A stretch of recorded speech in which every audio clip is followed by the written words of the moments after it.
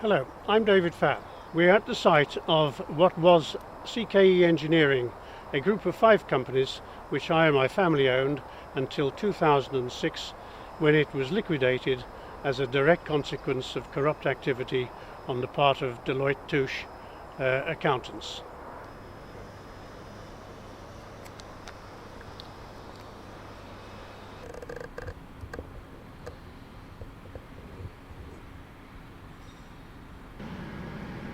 In 2001, Fab Holdings bought Fairmile Fencing Group in centre of Telford, and I obtained outline planning permission for a housing estate on the site.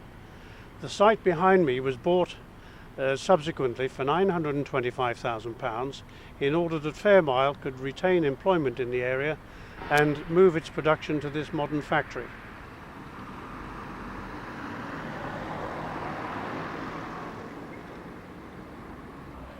This is a 6.5 acre site where until 2003 Fairmile Fencing manufactured 150 to 200 tonnes of fencing per week. It was sold for redevelopment to Morris Homes in 2002 with a profit of 1.6 million for the group.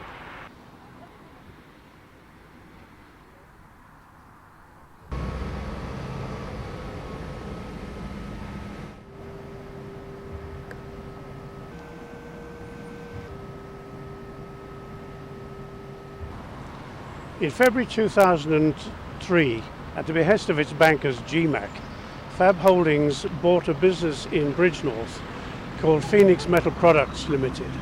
Phoenix were the market leaders in the manufacture of roll form sections in steel for suspended ceilings and dry lining of walls. The company was moved to the present premises behind me in Telford and is now renamed Libra Systems. It was one of Fab Holdings' manufacturing subsidiaries which was sold by Deloitte to Revlan Holdings in September 2003.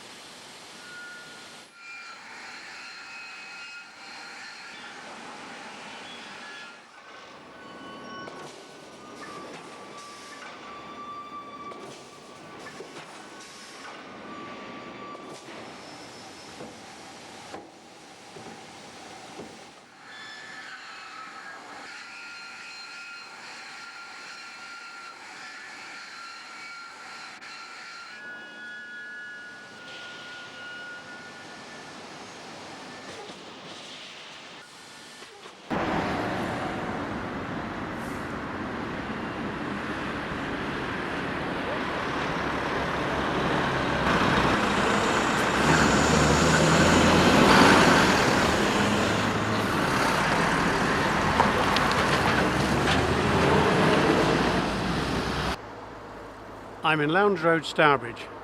This site is the former ice cream business Ashford's Creamery, and in the middle distance is the listed building in which the famous railway locomotive, being the first one to operate in America, was built in 1828.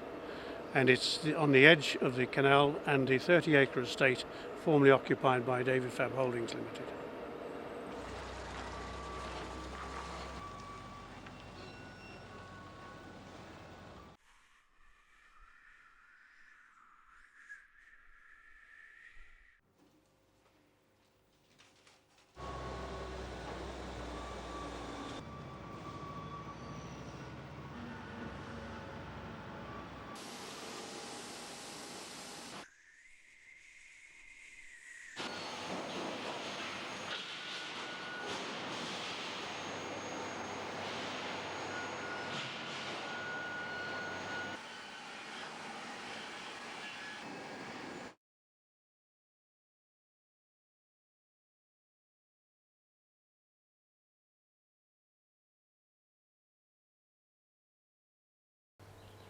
You may have seen several weeks ago the top men in the big four accountancy firms appearing before the House of Lords Committee.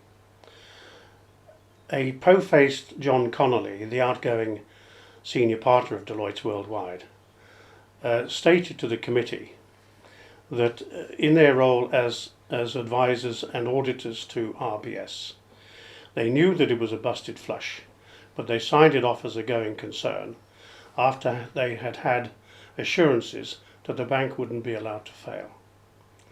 It's against that background and the need for lots more questions to be asked about the role of the accountancy firms in the auditing of the banks that I've decided it's high time for documentation in my possession to be made public.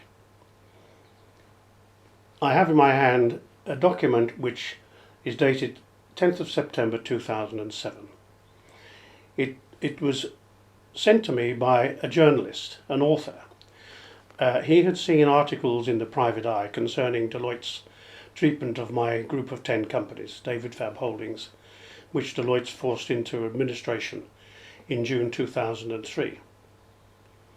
As a result of those conversations, he sent me some evidence and a sworn affidavit which attest to the corruption from the topmost level in Deloitte's in connection with their activity in the liquidation of BCCI Bank. I would like to read this one document to you. All the supporting document is in the appendix to this program, and all the other comments I will subsequently make as to my experience of the endemic corruption within Deloitte's are also in the appendix to this program. Everything I say is provable and documented. To whom it may concern, I confirm that in May 2005 I was contacted by email and phone by David Bailey, a former forensic accountant who spent 13 years at Accountants Deloitte's.